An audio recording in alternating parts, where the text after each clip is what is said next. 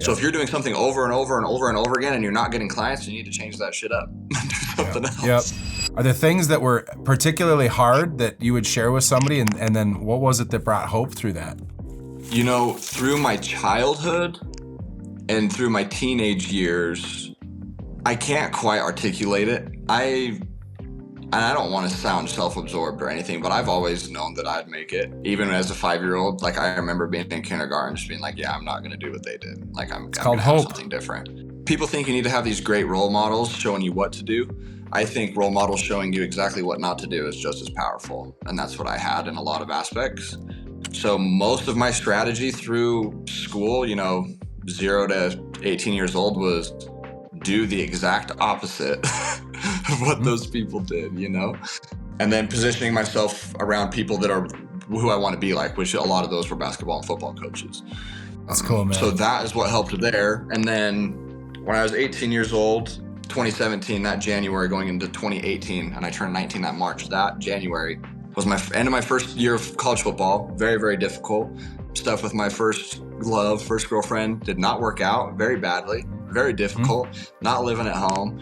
Like that was one of those moments where it was like, okay, shit seems to be breaking a little bit. And I had a mentor, still my great mentor today. He's a real estate developer and he does a lot of really good work.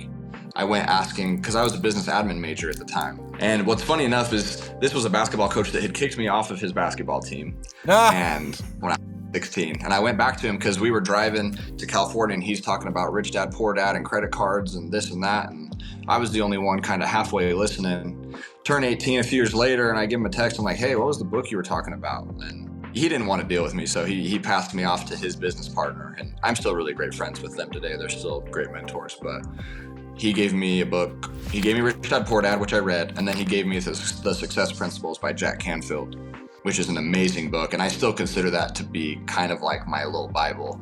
And I'm just barely starting to get into the religion stuff. So not to make people upset by calling it a Bible, but that put a lot of the stuff that I felt in my adolescence and in high school into words for me. And that's what kind of really sparked like the self-improvement journey and just like the idea that whether you love or hate where you're at in your life, it's 100% your fault and it's nobody else's fault. And like you have to come to that realization before you can ever improve. And some people never do it and they go their whole lives never doing it. And it's really sad. But if you can do that and take the full responsibility and full accountability for your life and your situation, your happiness and fulfillment. I've changed the word to fulfillment more than happiness, but it's 100% your responsibility. It's not your spouse's, it's not your parents'. Yeah, it's your responsibility to find that and pursue it. So that book has so many good nuggets, just, E plus R equals O, event plus response equals outcome. And we only have control over the response.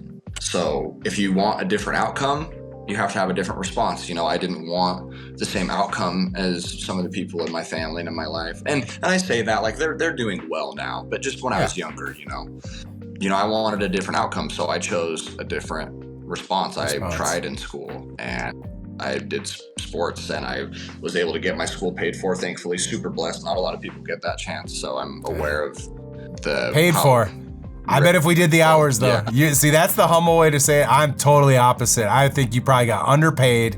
They probably owed you another 30 grand a year. I'm pretty cynical of it. E plus R equals O.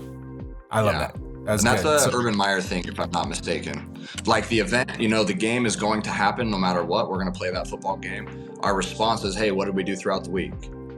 How did we eat? How did we sleep? How did we lift? How did we practice? And you live with what the outcome is. But if you want to change the outcome, you have to do something else. Yep. So if you're doing something over and over and over and over again and you're not getting clients, you need to change that shit up. Do something else. It goes into everything.